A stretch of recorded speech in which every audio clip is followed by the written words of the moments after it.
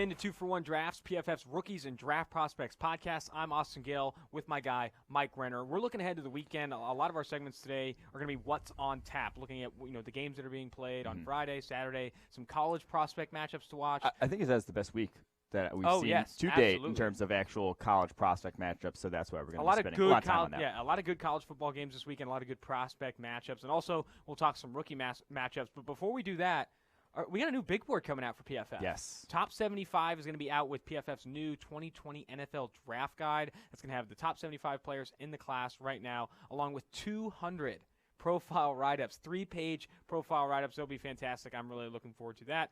But with the big board update, we're not going to go through all 175 players. You can actually see that on the ticker below. But we will talk about biggest risers and fallers in this big board update. So let's go ahead and start with the risers, get a little positive action going. First guy I'm in love with, CeeDee Lamb of Oklahoma. Yeah, he just continues to get the job done, even with a different quarterback situation than he had last year. Now going from Kyler Murray to Jalen Hurts. You just see it, the contested catches, the body control. Really sort of every time I watch him, I'm just like, damn, like you can't poke too many holes in this guy's game. And the only thing the only thing really holding him back is almost comparing him to someone like Jerry Jeudy, where, Jerry Jeudy is just freakishly athletic on a different level in that regard. CeeDee Lamb is not necessarily, he's probably going to still run the 4.4s, but he's not going to run, sub 4.4. But pretty much everything else about the receiver position he does at a very high level. So at that point, I'm just kind of like, he's got to get up there. He has to be up in the top 5 of this. I think it's a great riser. Good size, 6'2", 191 pounds. I think you see that, the athleticism, elite athleticism from him. And what we have been asking for, and we've said this on previous podcasts, a little bit more wide receiver wins, because I do think he's faced a lot of off coverage and things like that. I think I'd like to see him do some more one-on-one matchups. Yeah. But again, I feel like all the talent's there, everything's there. I think CeeDee Lamb moving up makes a ton of sense. Next guy on this list, South Carolina defensive interior Javon Kinlaw, a guy that's flashed an elite pass rushing performance against Missouri. I think that's a game to watch for Kinlaw. We've said it in previous podcasts. He just dominates the line of scrimmage against Missouri, and right now he has a 90.5 pass rush grade, and that's what we want. If you're 6'6", 310 pounds, you cannot just play the run. You have to be able to impact the pass, and I think that's what you see with Kinlaw. Yeah, I wanted to see him do it on a more full-time basis than we saw a season ago. He was all up and down a lot last year. The high-end flashes were great, but I think consistently he's been at least above average pass rushing wise every single game this year, and has the dominant outing against Missouri with that 93.0 pass rushing grade in that game. So that to me, and then he has the pedigree of 6'6", 300 pounds, long arms, very good get off, one of the best in his class. That's a tried and true path to success in the NFL at defensive tackle when you are that sort of, that big, that strong, that fast, is a good combination. Next riser, and it's crazy to even think about this guy rising, because I feel like we were really high on him going into this year, but somehow he's already found a way to even climb the board up. And coming off a big game, Ashton Davis of Cal, that safety, 6'1", 200 pounds, former high hurdler, has all the speed that you want to have great range at the next level, and he's coming off a great game against Oregon too. Yeah, and safety is a position where you just need to see a lot of games of a guy to get a good handle on what he is, because there's so many nothing plays where they're just backpedaling into the middle of the field and the ball goes to the screen and you never see him do basically anything. So you're only getting 5 to 10 real action plays a game, so you just need to see more. We liked what we saw from him a season ago. Loved the athleticism. Wanted to see him make more plays, not just as a deep safety, more plays around the line of scrimmage. I think we've seen that from him this year, and so he's adding more of a complete skill set, being more of a complete safety this year than we saw a season ago. And I think at that point, ticking those boxes that you need to see tick. So now he's in the top 25 on our draft board here. Another guy rising up the draft board, Oregon's Diamador Lenoir. Lenoir, am I getting that right? I would say Lenoir, but I kind of like Lenoir. It seems like it's definitely a French name. Diamador, yes. You don't hear that one every day. Exactly. So, well, my brother's actually named Diamador. Okay, well, so you hear it every day, but I don't hear it every day. But no, yeah, Diamador Lenoir has very much impressed me over the first handful of weeks here. His game against Auburn, week 1, was fantastic. Very physical at and around the line of scrimmage, 202 pounds, really good size at 5'11", 202 pounds. Doesn't necessarily have the length. I'm not sure he's going to be a press corner, but exceptional tackling corner at this point in his career. Only 8 missed tackles on over 100 attempts in his career. I think he could be a nice sort of fit for teams that play a lot of the zone, teams that ask your corners to tackle. He is that sort of guy. He cracks the top 60 on our board. He was in the mid-50s here, I think. And with Diamador as well, I mean, 5'11", 202 pounds, not necessarily a big, long corner, but he has a ton of experience as a true junior at outside corner. Yes. He's played over 700. And a lot of press there in Oregon, too. He played over 760 snaps at outside corner a year ago, and even as a true freshman, over 250 snaps at outside corner for Oregon. He's already well on pace to do another 800 snaps this year at outside corner. Having that experience, playing a ton of press, we talk about it with Ohio State. You want to see that from cornerbacks so you can start to project how they'll fare against one-on-one matchups in the NFL. And I think if you can play press coverage at the college level, it's going to be easier to kind of translate that skill set to the NFL. Let's keep going forward here. A guy that made our Beer Belly segment on Tuesday's podcast, that's where we kind of highlight a fat guy. Samuel Cosme caught a touchdown this previous week, but it's more than just his receiving ability, okay? I know he has an 89.0 receiving grade, but this guy's a legitimate pass protector. He's great in the run game. An underclassman, but a guy, if he does, declare who's rising up this board right now. And the other thing that I love about him is he's among the top tackles in the country in terms of true pass sets in that Texas offense. Asking him to block one-on-one a lot, and he's still getting the job done. He moves into 29th on the draft board here, so a top 30 player. Really like this tackle class. We'll be talking about it a lot. I think if everyone does declare who does, I think we'll see at least 4 or 5 guys go in the first round of this tackle class. Cosme, I would imagine, being one of them. He just has the athleticism to play. Still, strength concerns are a bit of an issue. Had a few bad reps in that LSU game against Clavon Chason. But, yeah, I think Samuel Cosme, if he just gets a little stronger, he's ready for the NFL right now, even as a redshirt sophomore. If you don't know Mike Renner, he's a big Miller Lites fan, big Natty Seltzers fan, but what he likes more, true pass sets. Yes. If you got to I was going to say, there's not a lot I like more than that, but true pass sets, of course. So to explain true pass sets a little bit further, talk to him about that. Part of that offensive tackle evaluation. Andre Dillard mentioned that. Yeah, so true pass sets is basically the thing we have that we in our data that's passes that are 5 or 7 step drops, deep drops, passes that take longer than 2 seconds to throw, that aren't screens, aren't play action, aren't RPOs, where you actually have 4 or more guys rushing the passer. So basically, where you're actually challenged, where you're actually going 1-on-1, you have to take a pass set. It's not the guy's not run reading. You are going that true one-on-one interaction that we believe matters a whole lot in terms of projecting to the next level.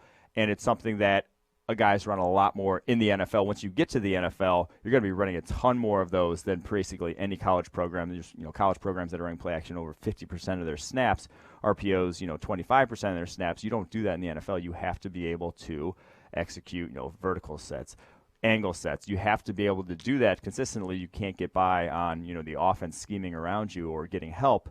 And so I think seeing guys with experience in that actually matters. And Andre Dillard was one who had a ton more than anyone else coming out in last year's class and hit the ground kind of running this preseason in terms of his pass blocking ability. And with that being said, in PFF's kind of database, you're able to filter those plays down, see how they perform from an analytics or a data perspective, and also turn on the tape with that instantly, looking at that filter and watch how they, you can see technique, who they're going against, all those things. And I think you could say the same thing on the opposite side of the ball. You want to see edge defenders on those types of pass sets win more often than they more often than they lose. You want to see high pass rush win rates when it's a 5 and 7 step drop back, when it's not a screen or a play action pass. And I think that filtering for trench play, specifically in pass protection and pass rushing, is so valuable to watch and also analyze, and kind of when you're looking to project pass blocking and pass rushing to the next level.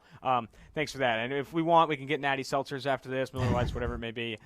Florida edge defender, a guy that is rising. He's up to number 51 on the board, Jonathan Greenard. The guy transferred from West Virginia, right? No, Louisville. Transferred from Louisville, goes to Florida, blows out Miami in week 1. He instantly thrown on the radar. I know he was going against, I think, a bunch of true freshmen or whatever. Miami's offensive line is bad. But he's kind of maintained that through. He has 5 or more pressures in all but 2 of his games so far. He's played at a very high – and one of those games he only rushed the passer 11 times because they went against Tennessee Martin. This is a guy that even is impressing – at a level of what Jabari Zuniga was getting, that level of hype. He's playing really well, number 51 on our board, a riser. Yeah, a few things I love about Greener. I think he's a sure thing as a run defender, very disciplined, plays that first and then rushes the passer, has great hand usage, some of the best hand usage in the country. He keeps his body clean, whether it's versus the run or versus the pass. He is not going to let a tackle into his body. He is going to control that. I love his body control. worry for me, the reason I'm still not, fully on board, and he's not even in the top 50. He's not even in the top 50. He's 51 on the board, and probably a late-ish second rounder, early third rounder for us, is that he just has not been able to win the edge consistently. He's struggled. You saw it this past week against Auburn, against two tackles that will be drafted, Prince Seguinogo, Jack Driscoll. He just could not consistently win the edge against those guys, and he doesn't have the athleticism that Jabari Zuniga has. He's a middling athlete. I don't think he'll test well whatsoever at the combine. That's not a great combination in my mind. It's just that I'm not sure the high-end play will translate. The dominant games against Miami, the dominant games against Tennessee, I'm not sure it's going to translate against NFL tackles. Fair. Let's go to the next riser here, up to number 60 on the board, USC wide receiver Michael Pittman Jr., a guy that we've praised a ton on this podcast. He's a guy I liked going into this year. I wanted to see more wide receiver wins. I wanted to see more targets, really. Yeah. And he's getting a target a ton in USC's offense. You get a chance to see the body control, the physical route running. I think he's a little bit more shifty than other big receivers. This guy's over 6'4", 220 pounds. I mean, this is a guy that has the size, but it isn't a detriment, like an Isaiah Hodgins or some of these other bigger receivers that are slow out of their breaks and things. I think Michael Pittman rising, and I don't know if he's going to stop there, Mike. No, yeah, at number 60 on our board, and I've been very impressed in terms of bigger wide receivers in this draft class. You have T. Higgins, you have Colin Johnson, who's been getting a lot of hype. I like Michael Pittman better than Colin Johnson at this point from what I've seen from him.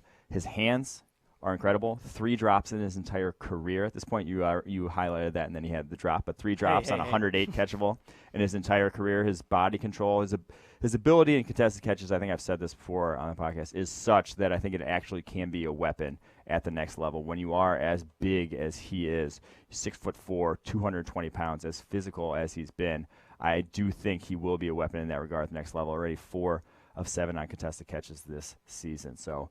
And 5 broken tackles after the catch. He adds a little bit after the catch. It's a little more sudden than your typical 220-pound wideout. And that's a word we chase when you're kind of looking at wide receivers and trying to evaluate the position. You want these guys to be sudden, especially when they're smaller. Yeah. I mean, when they're small, you have to be sudden if you're going to make plays at the next level. If you're big, you don't have to be as sudden as a Jerry Jeudy or some of the other smaller guys, but you have to be more sudden than a cement block out there and kind of just being big isn't enough. Yeah, because a lot of it, I mean, when you're making cuts as a wide receiver, you can be as fast as you want in a straight line. If you're losing all that speed, once you make a cut, it doesn't matter. Like it is about separation is the name of the game. Getting, for a bigger guy, you don't need as much, but you still need to, be able to, when you're neck and neck with the cornerback, get a little bit away from him and get his hands off you. Words to live by, being big isn't enough. Yeah. You know? I mean, I think that's something that's That's tried what and my true. ex said. Let's go to last riser here, number 74, Zach Bond of Wisconsin, an edge defender right now. We've talked about how maybe he could go a Joe Schobert route, play off-ball linebacker in the NFL, because we just don't see, with his size,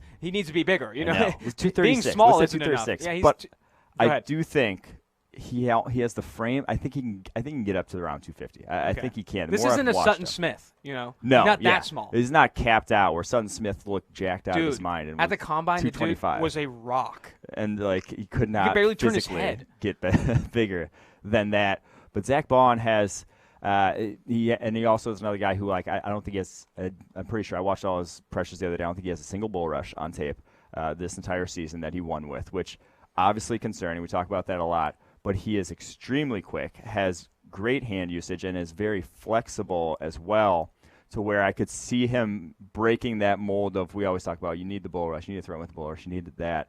But there are some guys in the NFL who do not threaten with the bull rush. Yannick Ngakoue will not be bull rushing you back into the pocket. He is going to beat you inside or outside, but he's quick enough, agile enough, and has enough flexibility to make sure that you're not going to knock him off his spot when he's, going to that inside move or outside move. So I think Bond can be that good. I need to obviously see more, but he has been dominating. And dominating some not terrible tackles either. Michigan, Northwestern, 6 and 7 pressures Kent respectively State. in those 2 games. Okay, yeah. Well, I was trying to go a different route, but yeah. But I mean, I'm glad you brought that up, though. He has the production to kind of back it up. Against Michigan and Northwestern, 12 combined pressures, 13 combined pressures, an 88.0 pass rush grade against Michigan, and an 84.1 run defense grade. And that's with as small as he is. And while you're kind of talking through that, I Googled Sutton Smith to kind of see where he's at, found this picture of him where he legitimately looks like a meatball. And it's hard. He played linebacker for the Steelers a little bit. They even tried him at fullback. The dude's a football player. He's gritty. He's right now a free agent. But, I mean, I think like I said, it's not a Sutton Smith situation where this guy's maxed out. The comp I had for him, though, is not going to be fantastic. But I think he's Ja'Kai Polite if Ja'Kai Polite wasn't without the off-field issues. Gotcha. I don't know if those were people off-field. love Ja'Kai Polite coming out, Yes. and I think they're very similar in the way they rush. Did you read that article about Ja'Kai Polite and how he had an addiction to Swedish Fish? And I think it was from his junior year to his senior year. Or somewhere a transition, and they're like, dude, if you drop the Swedish fish, I swear. Sweating his balls. He was like, dude, if you drop the Swedish fish, we can help your diet. You're gonna be in a better spot. And there was a legitimately an article about how dropping the Swedish fish kind of helped him, become a better football player. It was insane. I legitimately, you need to look it up. And I think that's the type of thing you were dealing with. Ja'Kai Swedish Polite fish aren't even trash. like. Yeah, I hate Swedish fish. Not even good. Gosh, I need chewy candy though. I don't like how that's it gets caught in your That's teeth. a red flag. 100%. I mean, they're red. Not even just getting addicted to it, liking Swedish fish. That's fair. a red flag. Totally fair. And if I feel like I knew that, if I would have brought it up in the interview as like the GM, like, dude, what's your take on Swedish fish? And he's just like starts to like fiend a little bit. And do you have any? Like the interview. There's a bag of Swedish fish on the table, pulls up his, and you try and see how he reacts. Say, oh, do you want some? Yeah. That'd be insane. Anyway, let's go to the fallers here. Ja'Kai Polite was one, and now we're gonna dive into some big board fallers right now, early in the process. And this guy's a faller, but he's still top 10 on the board. Yeah, AJ Epinesa of Iowa. He's a guy that really out of the gate has not stumbled, but you were hoping to see Chase Young level of flashes. Yeah. At least early in the season when you're playing against Cupcakes, I wanted to see 90.0 pass rush grades. This guy just feasting on my timeline, just fire moves of pass. I'm not seeing it. Yeah, so I think the biggest thing is just adjusting from he was in a part-time role last year. When he got on the field, a lot of times he knew he was able to rush the passer. He was fresh. That's a very different animal than, hey, go play 60 snaps a game for us and be as effective rushing the passer. And I just don't think he's held up in that role. He hasn't, the same dominance we saw has not translated to a full-time role. And that's always concerning because you don't draft a guy to be a third down player. Yeah. Like you can do that in the second round, in the third round. You're not going to draft a guy top 10. Exactly. He's obviously 10th on our board now to be a third down pass rusher only. So I do think Epinesa we just need to see that dominance again from him because Epinesa, right now, I believe in the physical trait. 6'5", 280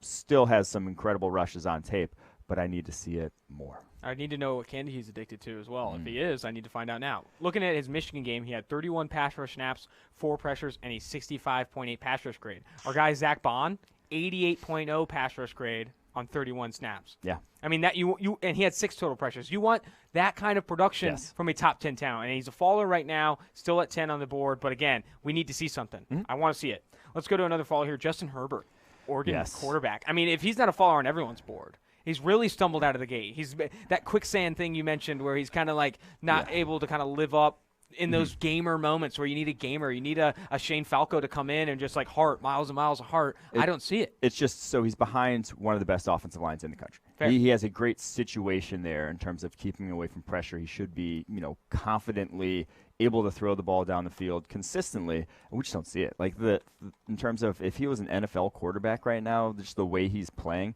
you wouldn't even be like that enthused if you're, he would not even be moving the needle for you at that level. And it should be easier in college. He should be, having more open throws. He's just been very meh. And I don't care how good your arm is. If you're playing meh at the quarterback position, I'm not going to draft you top 5. You better do something that excites me. And there's been nothing on tape besides some throws against Nevada that are really exciting us at this point. And it's a handful of throws. It's not game performance that's exciting you at this point, which is the scary thing because that matters. We've talked about this before about how the personality, the way you approach the game matters. The quarterback position, I question that with Herbert. We've mentioned the replacements a couple times on this podcast. To that quote, when I was a high school football player, and that when the reporter goes up there and like, "Hey, what's it going to take for Washington to get back in this game?" And he's just like, "You got to have heart." And then she's like, "What?" And he bangs the papers on his chest. He's like, "Miles and miles of heart." I was like, "Dude, I'm ready to run through a brick wall right now. I will eat an offensive lineman's face to get to the quarterback right now." But with Justin Herbert again, and you talk about with other prospect evaluation, with cornerbacks, safeties, you want to see the high end. You want to see him be able to get there. You see that with Justin Herbert. But with a quarterback, you touch the ball every play. So your game performance, full game, exactly. Game performance is so important with that because a lot of the factors are within your control as the quarterback. You're losing games. A lot of times it's on you. You missed a couple throws. You didn't make the play. And it's not even. He's not. He like when push comes to shove, he's not taking that chance that could win you the game. He's kind of putting it in someone else's, passing the buck and saying, hey, I'll check it down to you. Now you make this play to win us the game. He's not putting it in his hands when he should be.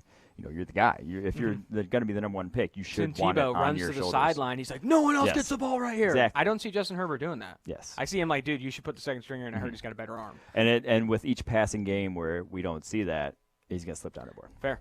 Let's go to TCU wide receiver Jalen Reagor, a guy we really liked going into this year. The highlights were insane. The high end was incredible. He was a superstar receiver this past year, all the production. We were projecting huge things from him. I think he was as high as top 5 on the preseason big board. Low-key looked very good this past week. Okay. I will say. So talk to me overall. Lost a guy in the end zone. He had a couple nice contested catches, had a couple nice TDs this past week against Iowa State. Looked because that's what we had. That's what I wanted to see. Because what I thought why he was top 5 on our board going in was he had 14 contested catches last year. He was good in those situations. I thought despite being 5'11", 195, that he really got boned by his quarterback situation there at TCU. Like that one was obvious. He was missed a ton.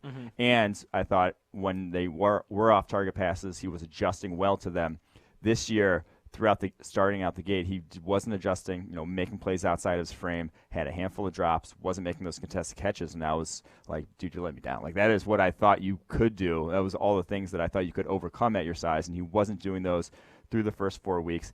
It got ugly. Didn't even have 150 yards through his first 4 games. This past week against Iowa State, thought he made a couple more of those plays when he did get those chances. So I'm not all the way back on, but he has slipped down the board just because that's what you worry about with smaller wide receivers. That's why I thought set him apart. So we'll see. I think he's on track to return at this point. He's on track to potentially return to college football because, from a production standpoint, the dude's got 15 catches so far. Yeah, if this continues, he's not even going to finish with 500 yards for the season, which would be, a lot of guys, you're not getting drafted in the first round with fewer than 500 yards unless you got hurt. Speaking of guys that aren't going to finish with probably 500 yards this season, Jared Pinkney, tight end of Vanderbilt, has absolutely struggled. On Tuesday, he was a blackout performance. I think he had, 2 drops? A handful of drops. He's not performed in weeks prior. It's really been, Mike Renner, you set him up to succeed. You're like, hey, I like this guy. I think he has all the tools. I think he's letting you down. You didn't let this guy down. He's letting you down. You have to. This is a different take altogether. But, Pinkney, we've talked about it. He's just been poop. Like, the last 2 weeks. When it comes down to it, he has as many yards as targets the last 2 weeks. He has 8 of both. Yeah. Which is not good. And 2 drops. But it also comes back to, with Reagor and Pinkney, if you are a high school recruit at wide receiver, go to the place where that 1 passes a lot and 2 recruits good quarterbacks. Do not go to a TCU where it's not going to be a good quarterback situation. Do not go to a Vanderbilt where that's good. That's a very fair point. Getting more opportunities and getting better opportunities will pump up your draft stock. Like if Jalen Reagor is playing in Alabama right now, we'd feel a lot more comfortable about his projections to the next level. Yeah, like there's 100%. just you get scouted better at schools like that. So just word to when you're getting such a high percentage of your targets are off target, it's hard to no scouts. You just get you hope you cannot help the bias of him not producing. Exactly. Like it's not production. Fair, totally fair. I think so. Before this, our podcast producer has royalty-free fart noises, and I feel like with Jared Pinkney, we could start getting those mixed in. Every time his name kind of comes up, we can kind of drop 1 or 2. Let's go we could do our own royalty-free also. Royalty-free. KJ Hill, another faller on this board, another receiver. Yeah, KJ Hill, just another guy who the production has not been there for him through the first handful of weeks. He's in a good situation. And he is in a good situation, and he's just not making the most of his targets. Of his 27 catches, only 13 have gone for first downs here so far.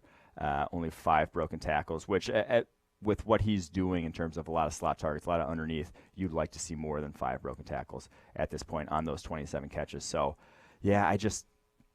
not been great. Only 1 drop. I love his hands. I still love the way he attacks the ball, but I thought he was a more dynamic slot. I thought he'd be more of a focal point in that offense this year. But again, 275 yards through 6 games there for the Buckeyes. Yep. Let's go to our last faller here. I think this guy's fallen the most from a total free fall standpoint. Paulson Adebo, the cornerback for Stanford, 6'1", 190 pounds. He's a guy that out of the gate against Northwestern, 86.0 coverage grade. He looked very good, made some great breaks on the ball. But then UCF burnt to a crisp on a double move against Oregon, earned a 48.1 coverage grade. He's bounced back a little bit in recent weeks, but again, this guy is not living up to the expectation. People went into this year, Paulson Adebo, potentially a first-round cornerback, and now you're starting to slide out of it. Yeah, already given up 3 touchdowns, only gave up 1 all last year. I don't love his feet. I didn't love his feet coming in this year when I ranked him something like 30th or whatever. I wasn't all in on him being, a top 10 sort of player.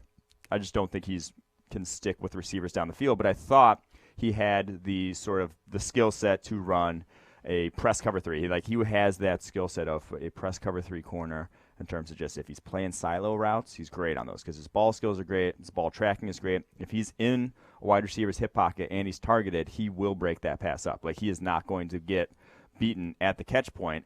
He has that level of ball skills, and I think that still has value, but only in a certain scheme. And if you're going to ask him to do stuff outside of that, which we've kind of seen this year, anything outside of that has been ugly. And that's the worrisome thing for me is that you can't just play. No one just plays press cover 3 anymore. Yeah, you have to be a little bit. Cornerbacks. You have to be a little bit more diverse than just that, and I worry about that with Adebo. He's dropped into the 70s now. I talked to C.J. Henderson and Bryce Hall before the season started, and one of the first questions I bring up is, scheme versatility. Talk about the differences between man and zone. How important that is for you to kind of understand both and win in both. And both of them said, this is really important. You need to be able to win in cover 3 and cover 2. Covering deep third and all that stuff, and also win in man coverage. And I think that's something that some cornerbacks you question. If they're too scheme dependent, can't really play multiple roles, it drops their value significantly. That's going to do it for our risers and fallers for the big board. We're going to go ahead and dive into our segment, What's on Tap, where we talk about top rookie performances and preview top matchups for the weekend. And we're going to start on Thursday. This podcast does get recorded on Thursday, live on YouTube. So we're going to talk about Danny Dimes action. No nickname. I still like the Danny Dimes nickname. I saw in one of the New York papers, Daniel versus Goliath tonight. Daniel Jones going against Tom Brady and the first-ranked New England Patriots defense in practically any metric you can find. This is going to be a very tough test. He doesn't have Saquon Barkley. He doesn't have Sterling Shepard. He doesn't have Evan Ingram. It's going to be very difficult for this Giants team to move the ball. I think this is what I want to say. I don't think the Giants win. They're 17-point dogs. I could see it being worse. But what is a good scenario, a realistic good scenario for Daniel Jones to come out of this? Because I think he's probably going to turn the ball over. He's going to take some sacks. But what can you get out of this is for kind of an evaluation? This is kind of like us talking about Jordan Love versus LSU. Don't get in that quicksand. Don't press and try to do too much.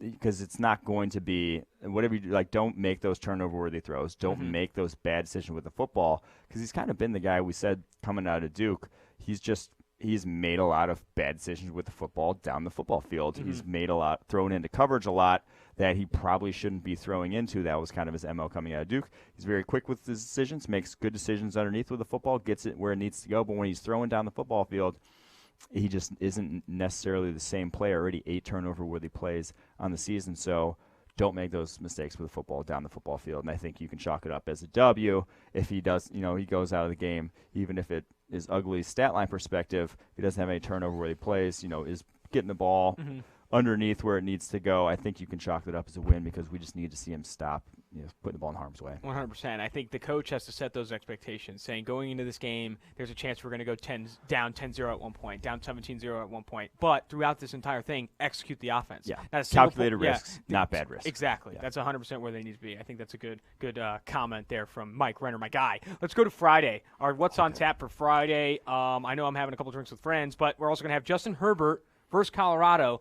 We need to see something from Justin Herbert. Yes, here. Right. Justin Herbert is a faller on our board. If he goes against Colorado, Solomon Wilcott's alma mater, and just lays an egg, I'm not going to be happy, okay? I'm going to actually be frustrated. I mean, Colorado, again, when you have guys like Burrow tearing up every middling defense he faces, guys like Tua tearing up every middling defense he faces, and then Herbert putting up performances against middling defenses, this is a defense where you need to just get out there and go for 350, four touchdowns, maybe 4 or 5, 5 incompletions all day long. Actually get that high level play and dominate. No reason that he shouldn't be able to. Yeah. He's going to be protected well. He's going to have a ton of time in that pocket. This is one where I need to see it sooner. And with Justin Herbert, I mean, he's always kind of going to be on this What's on Tap. Maybe not actually referenced, but all these matchups moving forward are important for him because you've yet to see him dominate games and be this first-round signal caller that people are projecting him to be and expecting from him. I think you don't want to go into April's draft in love with Justin Herbert or in love with his tools and his size, and I'm sure he's a super nice guy, but you don't want to be in love with it. That's part of him without having seen high-end production, game-winning plays from him, and consistent performances. He's about to get passed by Jake Fromm on our board too. Like that's how far he's falling down this board. There you go. All right, we brought up this guy as a riser on the board. He's also got a nice matchup against Laviska Shenault, the Colorado receiver. Yes. Demidor Lenoir. I think this Diamador. That's right. That's like your brother's name. The same thing. I totally forgot. Diamador Lenoir versus Laviska. I think I really like this man. I like Lenoir. I know he was highlighted as a prospect riser, but it's a big one for Laviska. Yes. Because they do play a lot of press, because he is going to see a lot of that stuff. I hope they don't move him around. Do not move Laviska around. I want you to land him up in the same spot every time, and let me see him win against Lenoir and have success and win these one-on-one battles. Yeah, I definitely need to see. This is that might be not the winning formula, this but is a good secondary to be going up against. Hopefully he plays in this one. I know he's nursing an injury. I think he will. But this is one where it's a good secondary. Get some dubs down the field. Make some plays on the football field. There you go. Let's go to Saturday. I know Saturday you're going to be taking a trip up to South Bend. Yes, I will. To go watch the Fighting Irish take on the Trojans, possibly take an L, or are you predicting a dub there? What do you think I'm predicting? Jesus Christ. Yeah. So, but before we dive into that game, stinks. all right, you know what? Actually, let's dive into that game. We got Michael Pittman Jr., the wide receiver that we highlighted as a riser. I think he has an opportunity to go against a good Notre Dame defense, a good Notre Dame secondary. He doesn't have a great situation with the quarterback. Things, you're on to their backup quarterback at USC. I think this is going to be a tough one for him to win battles, but for that too, you got Julian Okwara, Khalid Kareem. I think there's a lot of prospects in this game to watch. The biggest one for me that I want to see is Troy Pride Jr. for Notre Dame, and that's not just because I'm a Notre Dame homer, but it's because he's kind of been up and down over the course of his career, and these are three NFL wide receivers that he's going to be faced up against. Whoever he's going up against will be playing in the NFL someday. Only 3 PBUs this year, but he's only allowed 12 of 22 targets so far. Grade only at 66.8, one of the fastest cornerbacks in the country. I just thought he got lost downfield. I just thought he lost at the catch point too many times, didn't have good ball skills. This is one where I think they're going to be throwing it up to these USC wideouts. They're going to be giving him chances down the football field. Can Troy Pride hold his own? Because I like the way he sticks with receivers. Just don't former track star, right? Yes, I mean, he has a ton of athletic ability. He's probably going to run the 4.3s, but I just need to see him actually make plays on the football in this game. And I think that same discussion applies to Alohi Gilman as well. Not giving up big plays against it's not a great passing offense because of the quarterback position, but there is a ton of NFL receiving talent. It is an opportunity to show that you can kind of stick with these guys. And I think Troy Pride, Alohi Gilman, those are good conversation there, my friend. Good preview matchups. Are you going to be watching those guys closely, or is it going to be a couple like beer goggles or what? I'm going to be, watching the way they hold themselves, who they're celebrating with after a touchdown is going to be huge to me. Do they go to the fans first or their teammates? The personality traits that you can only get from give the ball to the ref. Seeing what they smell like in person. Those sort of things. In-game scouting, so huge for our eval. So if you can't sense, there's some sarcasm there. Where's that fart? There's some sarcasm there. I think with in-game scouting, I don't know. I think the best thing about in person is being able to talk to the guys and find out if they're addicted to Swedish fish. Okay, yeah, but in-game scouting, actually watching them play how live, they hold themselves on a football field is maybe one of the dumbest things. Yeah, I think a lot of the on-field stuff. You have advantages not being there. Watching it on all 22, watching a broadcast film with the replays and all that stuff, I think there's better opportunities. The funniest thing to me is when people we got to watch him throw. Like, when people talk about quarterbacks, you got to see how the ball comes out of his hand live. And it's like, dude, that does and not I'm sure all those people are probably 60-plus years old and not, sticking into this traditional way of looking at things. And I would just have to disagree. Alabama going against Texas A&M. You got Kendrick Rogers versus Trevon Diggs. Diggs, related to Stephon Diggs, he's been really good in the slot for Alabama. He's also played some outside corner for them. I think he's a guy that's not necessarily rising, but definitely a known name that could potentially be a day one pick, maybe high day 2. He's in our top 30 now at this point. He will, in my humble opinion, just murder Kendrick Rogers in this matchup. People like Kendrick Rogers coming into the season because he made 4 just ridiculous highlight reel catches, but he didn't get off press. He doesn't get off press against 5'9", 165, SMU cornerbacks. He can. Trevon Diggs, one of the best press cover corners in college football right now. I predict Trevon Diggs just eats him alive. All right, let's go to probably the game of the weekend. And it is the game of the week in PFF Greenline, meaning if you are not a subscriber and listening to this podcast, you can go to PFF.com, check out NCAA Greenline, and see moneyline projections, spread, over-under. If you are a betting degen, it is a good spot to go to kind of check out the evaluations and projections for this game. But let's talk about the prospects in this one. Joe Burrow. He's going against a good Florida defense. I think he has an opportunity here on a bigger stage. I think this is a must-win game for LSU if they are going to try and get into that college football playoff. He needs to light him up. Yes, and I love that this one's going to be prime time, 8 p.m. Ooh. Joe Burrow against this to me is a better matchup to watch him in than the Alabama game. Really? I think so because of the cornerbacks that they have there at Florida. Fast. Both those guys have incredible speed, so there's not going to be he relies a lot on that go ball, giving his guys chances. I don't think that's necessarily going to be a great option for them. It's not going to be open a ton, those pure go balls, so he's going to have to get a little different. It's going to be he's going to have to target a lot of different areas of the field then. So I think him going up against Marco Wilson, C.J. Henderson is the matchup to watch. And both because I want to watch Marco Wilson and C.J. Henderson more because Henderson's been hurt this year. Marco Wilson obviously was hurt all of last year and has had some dumb, boneheaded mistakes throughout the first handful of games this year. Not looked like the same player we saw, that was starting as a true freshman for Florida Gators. So fantastic matchup really all around in this one. And not only will those, Marco Wilson and C.J. Henderson be going against potentially a first-round quarterback, top 10 quarterback in this year's draft, but they're going against some really good receivers, too. Justin Jefferson has had a ton of success with Joe Burrow under center, and Jamar Chase. Did you read that article? I think it was on The Athletic. Candidate. Oh, yeah, fake ID candidate for sure. He's an underclassman. I think he's a true sophomore. Yeah. True sophomore. Did you read the article on The Athletic? When he went to Kansas, Les Miles wanted to play him at cornerback. And he said he wanted none of it. I want to play wide receiver, and now he's lining it up with Joe Burrow. That dude's fast. Yeah. Jamar Chase, I think going against not Paulson Adebo, C.J. Henderson and Marco Wilson, I think that is going to be such a fun game to watch for the passing game, all the reasons you want to see it. Jonathan Greenard getting after the quarterback, Jabari Zuniga, I think coming back healthy, right? Jabari Zuniga? Yes, I believe so. So, good game to watch, 8 o'clock. You'll be ready to rock on that game? I'll be out there. You're going to have to be watching that all 22 later. Yeah, that one's a Sunday morning. Flip it on. All right, let's go Big Ten, Michigan State at Wisconsin. We got Kenny Willekes versus Cole Van Lennon. Yeah, we haven't talked much about Cole Van Lennon, but he's a fourth-round tackle on our board. Just missed out on the top 75.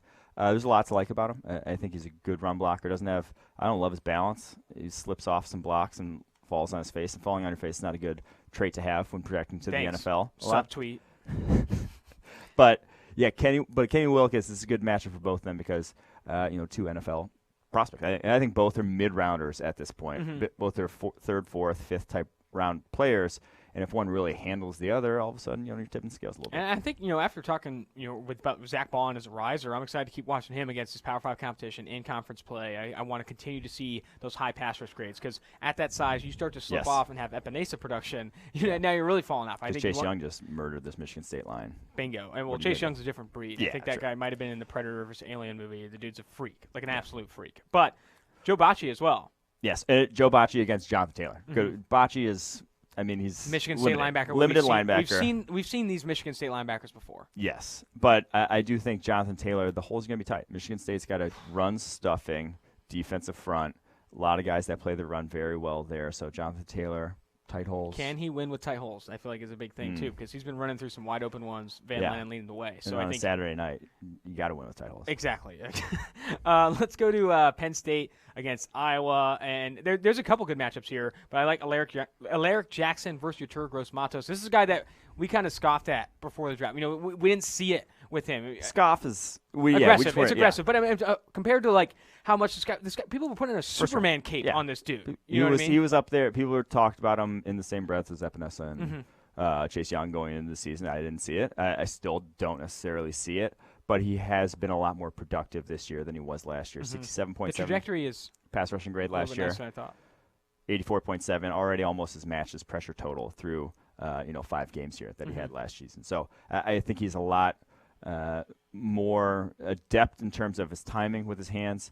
I thought he was just kind of going through the motions with his pass rushing moves last year. He knew them. He just didn't know when to execute them. Been better about that this year, but I still am not sure that he's has a natural feel for rushing the passer. it's still not the consistency in terms of like consistently dominant with his physical tools is not there. And with Alaric Jackson, he's a guy that came back from injury this past week, and I think has an opportunity to prove himself a little bit against Yetur Gross-Matos, a guy who's had production of late. Let's go Utah versus Oregon State, little Pac-12 after dark action. Jalen Johnson versus Isaiah Hodgins. Isaiah Hodgins is the name we brought up. It's the big wide receiver for Oregon State that has a ton of great production right now from a box score perspective. He also is grading really well. He has a ton of contested catches. What we need to see from Isaiah Hodgins, which I don't know if you're going to see overnight. It's kind of like quarterback accuracy. It's not like he needs to be more accurate with the football. It's not really going to happen. But with him, you want him to be more sudden. And if he's not going to be as sudden, if he's going to be as sudden as he is now, it's just hard to project that he will create separation at the next level and win the same percentage of contested catches that he's winning now. Yeah, I mean the nine career broken tackles on 103 catches is just bad. So that's ugly. But this is a good matchup for him because Jalen Johnson is one of the best cornerbacks at the catch point in all of college football. So I don't foresee Hodgins being able to separate at an extremely high level. I think they'll be matched up a good deal in this game. And when those if Isaiah Hodgins can still win those 50-50 balls consistently against one of the best, cornerbacks at the catch point, then, maybe we would take him seriously. But I still worry about, because he's a little slightly built, 6'4", 209. Still not, he's not Michael Pittman in terms of physicality. So Jalen Johnson, too, a long corner. I think this is a good matchup for Hodgins to kind of prove himself. I think if he goes into this game, doesn't create a lick of separation, but wins like all four of his contested catch opportunities, I think that's positive for him. Let's move forward here. That's going to do it for our Saturday What's on Tap. That means we're going to the NFL, baby. Yes. Sundays, this is where Renner will be recovering from a late night at Notre Dame and where I'll be ready to rock on these rookie matchups here. Brian Burns going against the Tampa Bay Buccaneers.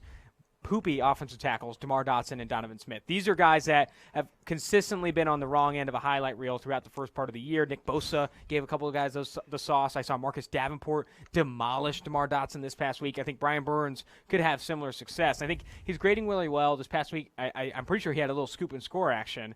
But I think this is an opportunity to show pure pass rush wins. And honestly, if you watch Brian Burns progress so far this year, somehow he's already getting better with every week. I think he's learning, getting a little bit more confidence with his speed rush. I could see DeMar Dotson and Donovan Smith have a ton of problems with Brian Burns this weekend. Yeah, I mean, he's just so quick, Brian Burns, and he wins with he can come at you from a standstill and get to the side of you in the blink of an eye. And these tackles for the Bucs are just like playing through mud.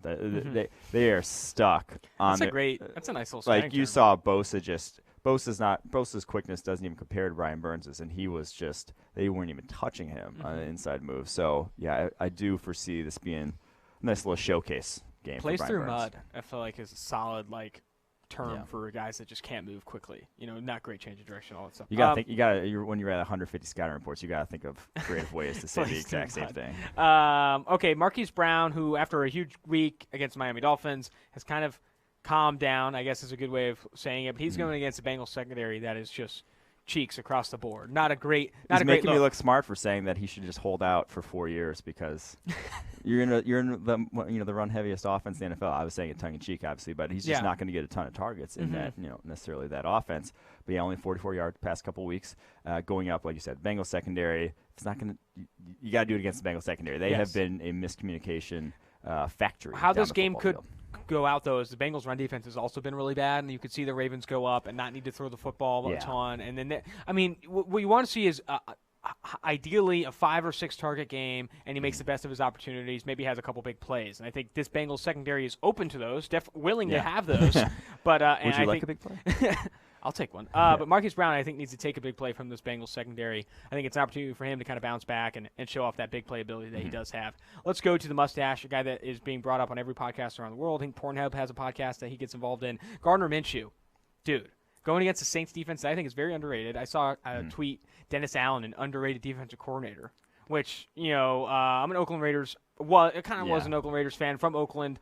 Dennis Allen sucked as the head coach. I'm not sure he's an underrated defensive coordinator. They just have a lot of talent. Yeah, on that defense. That defense is very good. Marshawn Lattimore gave a goose egg to Mike Evans. No catches there when he was shadowing him. He played well against Amari Cooper. And then up front, Marcus Davenport looks worlds better this year. I think you still have Cameron Jordan. You're getting Sheldon Rankins back from injury. He's getting back into play. And I've said this on several radio hits, like when they're talking about the Saints defense doesn't necessarily have a strength at off-ball linebacker. But if you're going to have a weakness anywhere, or not necessarily a strength, I think it is off off-ball linebacker because you're able to take advantage Yeah. of that with good safety play. The new Ohio State with Marshawn Lattimore, Eli Apple, Von Bell. These guys are playing really well, and the pass rush is getting after it. That's what you need to be a good defense in today's NFL. A great linebacker like Kuechly, Bobby Wagner helps, but I think if you want your strength somewhere, it's up front to rush the passer and on the back end. Yeah, this one is going to be interesting for Minshew because this is a legit pass rush. They will be in his face. You have Cameron Jordan going up against Juwan Taylor on the right side, and Taylor has not graded out exceptionally well in his own right as a rookie here, so that's a mismatch for the Saints. I think he'll be under a lot of pressure, and while he hasn't thrown a pick under pressure necessarily this year, it hasn't been great. Only a 48.1 passing grade when he has faced pressure, has taken some sacks in his own right as well. So I do think that will be, to me, the matchup to watch. Can he protect the ball under pressure going through this game? Can he not make the play that's going to lose him the game, which he's been very good at? What's wild is this game is in Jacksonville, and the Jags are favored by 1. And I feel like Teddy Bridgewater has looked very good. Well, I said we had him in the top 10. I don't foresee him being in the top 10. This is a good team. Yeah, exactly. And so go with looking at Teddy Bridgewater, not a rookie, but talking about how he's played in wake of Drew Brees' injury. Very low average depth to target through the first few games. They did not ask him to do anything, just give the ball to the studs. But this past week, opened up a little bit, and he had a ton of success. His highest passing grade, single game passing grade of the season. I don't know. I mean, favored by 1. I'm not the betting guy or whatever, but it feels like this game for the Saints. Trap game. Yeah, it could be a trap game for the Saints, maybe. Let's go to the Philadelphia Eagles. They're taking the Minnesota Vikings on this week, and they've had 2 rookies play significant snaps on the offensive side of the ball, and both have kind of underwhelmed. Yeah. Miles Sanders and J.J. Arcega-Whiteside. High expectations going in. I love J.J. Oh, I said Arcega. It's Arcega. Arcega-Whiteside. I refuse to say Arcega-Whiteside, by the way. Miles Sanders was like, this was a guy coming out of Penn State, 5-star pedigree. I feel like you were expecting him to force missed tackles in droves. You're still kind of looking for both of these guys to stand out. And I don't know if this is the speed of the NFL or whatever it may be, but I think right now it's been a very underwhelming start for both those guys. Yeah, underwhelming, probably an understatement for JJ. 86 routes, 6 targets, only 2 catches for 14 yards. Man. He didn't have a first down yet, and he has a drop. So that's not good, but it's still early. Again, it's still time to turn around here, so he needs to just do something. I mean, get involved in that offense. They're looking for playmakers. Get involved. And then the more worrisome thing is that Miles Sanders, running back, should hit the ground early and they usually show it if you got it, and you usually are either, breaking tackles, doing something. Only 6 broken tackles on 53 attempts that's not a good rate whatsoever as a ball carrier. Pretty much every other rookie running back, actually the only rookie running back who's worse than that is Justice Hill, and Justice Hill has only had 13 attempts. So, yikes. Everyone else has been better. Be better. Breaking tackles. So, be better. And that's that Eagles offensive line. I mean, go back to the past couple of weeks, they've been giving him holes. Like he's been having room to work and just not making guys miss in the open field. Big holes that's over there. a concerning thing. Yeah. Miles Sanders and J.J. Arcega-Whiteside, when those are your 2 second-round picks that you thought were going to bolster this offense, neither guy necessarily has. Yikes. Let's go to Deontay Johnson, a guy that you and I both really liked going into this one, the guy at Toledo. He's had an opportunity to start for this team with Dante Moncrief being Dante Moncrief, as everyone kind of expected. Drops, not great routes, kind of butt. I mean, that's where we're at. Deontay Johnson, though, has earned some low receiving grades in recent weeks. He's had 2 fumbles. He also had a bad OPI, I think. But right now, I still like the production. He's only got 1 drop. I thought drops were an issue for him coming into the NFL. What I want to see with him is more targets downfield. Yeah. But I mean, you're not going to get that with Devlin Hodges and Mason Rudolph. I think he's in a rough situation to produce right now. His average depth to target is, I don't have the numbers in front of me right now, but very low. He's getting involved on crossing routes and things like that. He wins down the field. He can win on these vertical route trees. I still love the route running ability. The other thing I want to see is just like some, not necessarily 50-50 balls, but contested. Yes. He's 0 for 2 in contested situations. Only 2 of his 27 targets have been contested because I do think he is getting open at a fairly higher rate than you'd expect for a rookie. But you still in the NFL, it's unrealistic unless you're legitimately 4-3 type of guy and just blazing cats down the football field. You have to win contested situations, and so it wasn't necessarily his go-to in college either. So we'll see how that goes. But I want to see some, give him some chances to win down the football field, even if he's not necessarily going open. to get him. He's just. I mean, with Devlin Hodges starting, I really do not see them putting. With Mason Rudolph starting, they put together a game plan where half of his passes were pop passes on like quick jet sweeps and stuff. I don't see them getting too much different with Devlin Hodges now taking over. Last, what's on tap? of the segment. Sunday, Quinnen Williams going against a very good Dallas Cowboys interior offensive line. This is a guy that's battled injuries, really liked him coming in. He had a very high pass rush grade at Alabama in his final year. He's only got 44 pass rush snaps and 2 pressures, a 59.2 pass rush grade. It's a small sample size. He's battled injuries. The NFL is still very new to him, but, I mean, you want to see more flashes. I mean, he's getting thrown to the wolves, too, in terms of Philadelphia last week, Brandon Brooks, yes. and Jason Kelsey. Now Dallas this week, Zach Martin. Oh, man. It's like the opposite of Garrett Bradbury situation. Dude, he is. I mean, it's a tough matchup. It's not only 2 pressures against the Eagles. I'm not going to knock him too much. That's 2 pressure. That's 2 pressures against guys who you necessarily don't give up any pressure most games. So Quinnen Williams, he might not produce these first 2 weeks here. He might not produce against the Eagles and the Cowboys. That's fine. That's not a death knell to his prospects going forward. Not a lot of guys produce versus the Cowboys. So before we dive into this last bit, what are you most looking forward to at South Bend? It doesn't have to be about the game. Right? I mean, give me something good here. My buddy, my brother's roommate of college, throws the best tailgates just south of the stadium. Literally the first car south of the south entrance to the stadium. They put out a great spread every time, and so gonna golf Saturday morning. Go there afterwards. And when are you driving up? Friday? Driving up Friday. Jeez, that sounds like an absolute treat. It's I've been looking forward to it for just weeks on end. Happy for you. Well, we got something special before we end the podcast. We definitely want to talk about this. We are going to give 5 Edge monthly subscriptions away to people that subscribe, rate, and leave a comment with your favorite podcast segment and email. We're going to give 5 away. We're going to have a chance to win those 5 Edge monthly subscriptions. All you have to do, subscribe to the podcast on iTunes, rate it 5 stars if you'd like, 4 stars if you're feeling, you don't like Renner, what he's saying, and then leave a comment with your favorite. Don't 4 stars. leave a comment with your favorite podcast segment and email. We'll be giving those out on Monday, so dive into that as soon as you can, and we'll talk about the winners of those things on the Tuesday. What's your favorite segment? My favorite segment would probably be, I do love the Beer Belly segment. I mean, talking about a fat guy that's playing well is pretty great. Yeah. Fake ID, too, because you're talking about some of the underclassmen getting ready for next year's 2-for-1 draft. So I'm really pumped about that. I love the blackout segments. The blackout segments? I love a good blackout segment. You do love a good blackout. Just someone stunk and they need to hear about it. Yeah. Well, but blackout segments, there's a little bit of forgiveness there. Yeah. It's like, dude, forget this. But you blacked out. Yeah, you're blacked out. It's fine. You woke up in a bad situation. You don't have to black out next week. Exactly. Some people do, but you shouldn't. Yep. Well, like I said, rate, leave a comment with your email, and subscribe. But this is going to do it for Austin Gayle and Mike Renner on the 2-for-1 Drafts podcast. Make sure to tune in next week starting Tuesday.